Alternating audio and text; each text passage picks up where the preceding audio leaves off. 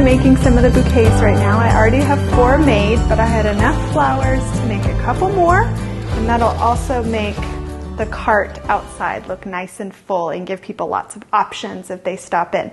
I don't have a set formula yet, but right now it is largely sunflowers and celosia with a couple zinnias popped in.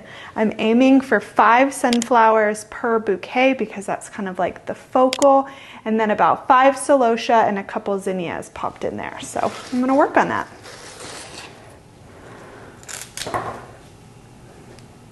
Kind of have to debug them because they're organically grown flowers. I'm not spraying them with pesticides or anything, so there are living creatures on them sometimes, and I don't think that's a bad thing. That shows that they're not covered in poison and icky things that you don't want to be handling or having in your house or around your kids. So even though I don't like bugs, it's actually a good thing that I actually see them on here.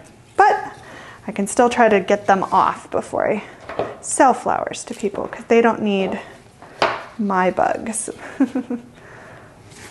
This is my celosia. It's a nice pretty filler. The stems and the leaves and the blooms are all interesting.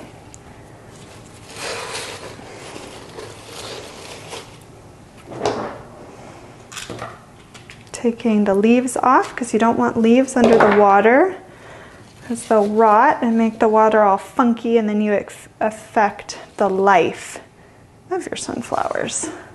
I like you.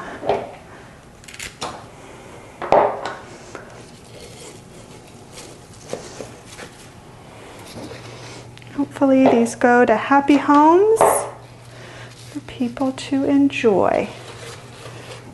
It's a really pretty wine, like a wine raspberry color zinnia. I'll pop a purple in there. I'll add some more purple celosia that matches. I'm shooting for about 12 or so, if not more, stems per 12 to 15 stems in each bouquet. It's a quart-size mason jar, and that can happily hold that many flowers. And that's a really good deal too if you think about what icky grocery store flowers cost that are covered in pesticides and flown in from South America. Don't buy grocery store flowers. Buy local flowers. What else can I add? I think we'll add one more. This is an Oklahoma zinnia. We'll pop right in there. There we go.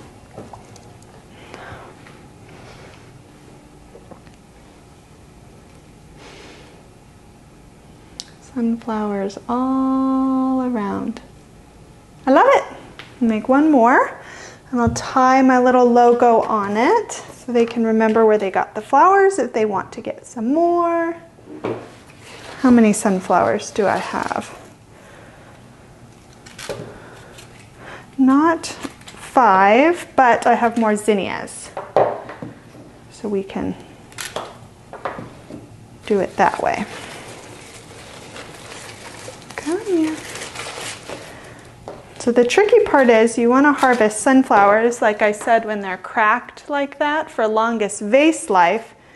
But either if people don't know or just visually, you always gravitate towards the bouquet with everything open because it looks so pretty and it's like instant enjoyment. But in reality, the more open the flower, you're just cutting, not a ton, but you're still cutting into your vase life. So if you can resist, always pick the bouquet that has at least a couple tighter flowers, because then when the ones that are open are done, you have some coming up behind it that can still open in your bouquet for you to enjoy. So that's a tip whenever you're picking out flowers to buy. Buy some that are still closed. I hate wasting flowers. I don't want to put them in the trash. All right, so here's some more zinnia.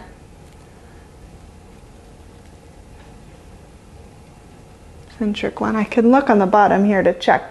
1, 2, 3, 4, 5, 6, 7, 8, 9, 10, 11, 12, 13, 14. 14 in this one. Okay, 12 in this one. So I can add just a couple more since I have it anyways here in my bucket. Got my tags here with my logo. And I have my website on the bottom, corumdeofarm.com. And so I've got my little twine to put around my jars to tie it nicely. And then we'll get it out on the cart.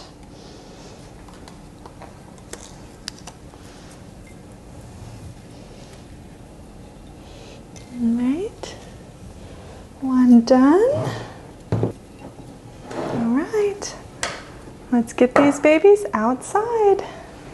We got the porch stand set up. We got the sign at the front along our busy road, our busy country road. I've got my little flower cart and all the flowers out here. I made my blackboard that has the payment information for people for paying online or the cash box, and I already sold my first bouquet. It was an arranged pickup, not just like a drive-by, but it feels really good to get over that initial hurdle of selling your first bouquet. And I hope they really like it. They messaged me and said that they love it and they're really beautiful, but I still kind of have those nervous, antsy fears because with flowers, you're selling a live product and it's a perishable product. It's not like you created like a cutting board and that's what it is.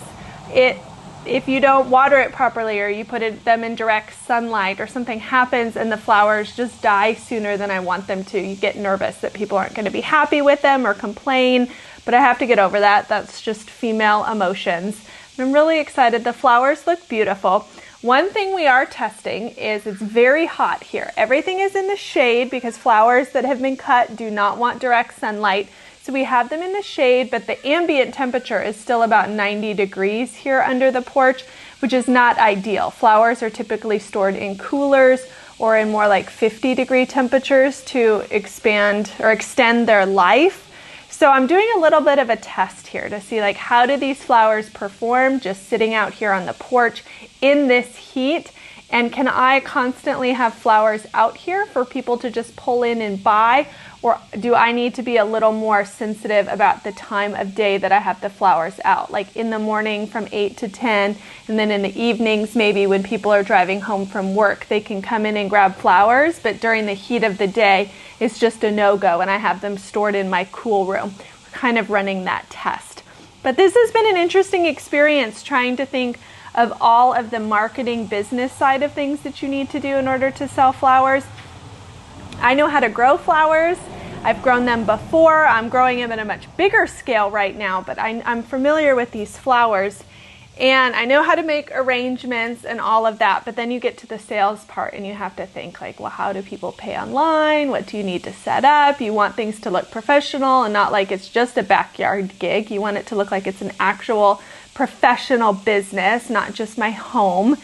And just thinking through those sort of things have been interesting. And there's obviously a lot of startup costs like the whiteboard and the sign and the cash box. All these little things seem to add up. But now that I have them, I feel kind of like I can get rolling now and starting to market the flowers on Facebook and Instagram and other ways that I'm going to try to be creative and think of. But I really hope that people start to notice. They notice the sign when they drive by and people start talking a little bit about where we're at. I think our house is pretty noticeable because of the big raised garden that's roadside and people see that. And so they might actually think like, well, I can see the beautiful garden. I want to buy flowers that come from that beautiful garden. And maybe they'll be interested enough to pull in and buy some flowers that maybe they otherwise wouldn't consider.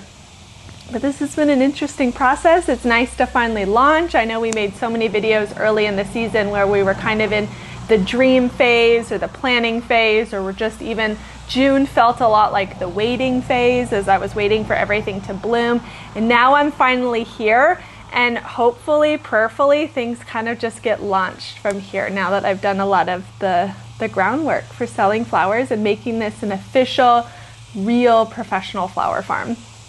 In my bouquets right now, it is largely sunflowers and celosia with some zinnias. I anticipate later in August and through September and October until our frost, I'm going to still have tons of sunflowers, but the zinnias are really going to start blooming here. I have hundreds out there. I just only have about 20 plants blooming, and I'm waiting for the rest to bloom so that some of the arrangements can have a real focus on the zinnias.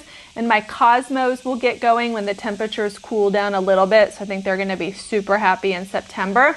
And then I'm hoping here in a couple weeks that my gladiolas, the 500 that I planted, will start blooming. I see them sending up their little flower stalks right now. And so I hope to include 1 or 2 stems of the gladiolas in all of the bouquets. So they'll stay a bit similar, but the ratios and amount will change a bit.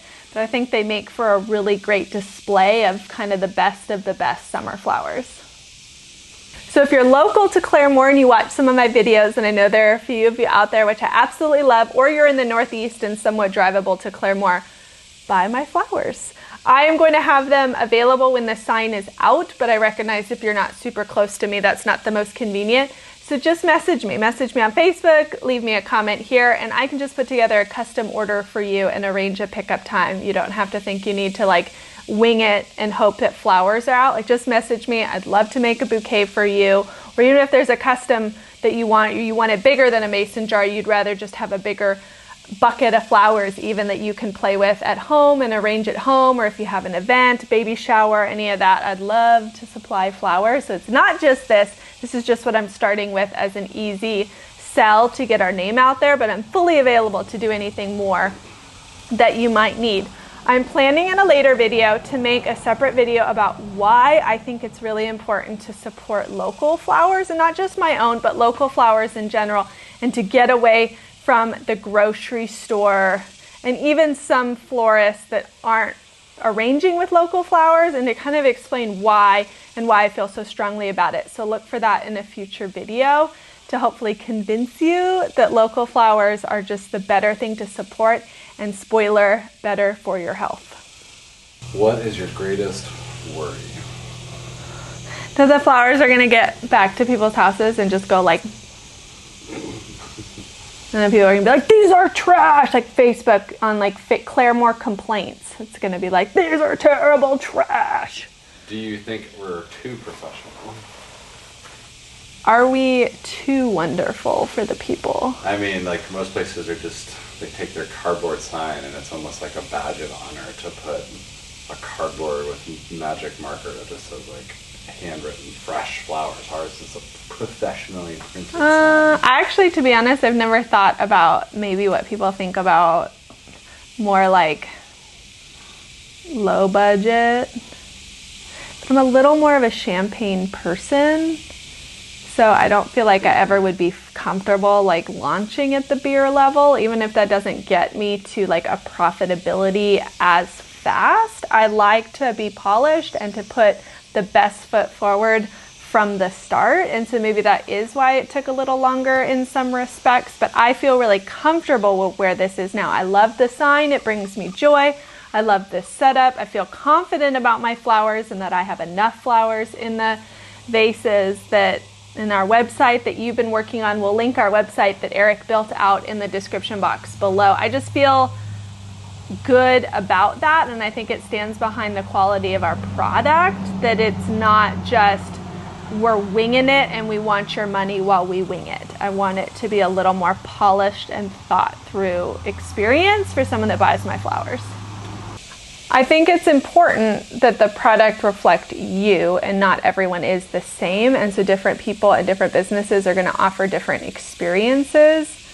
And I hate to use this term, it is so new agey, but it's inauthentic of me, I think, to present something that's not reflective of how I garden, how I like things to look, how I make flowers look in my own home, what I would want to buy. Like, I would be more inclined to pull into a place that does look a little more professional than vintage.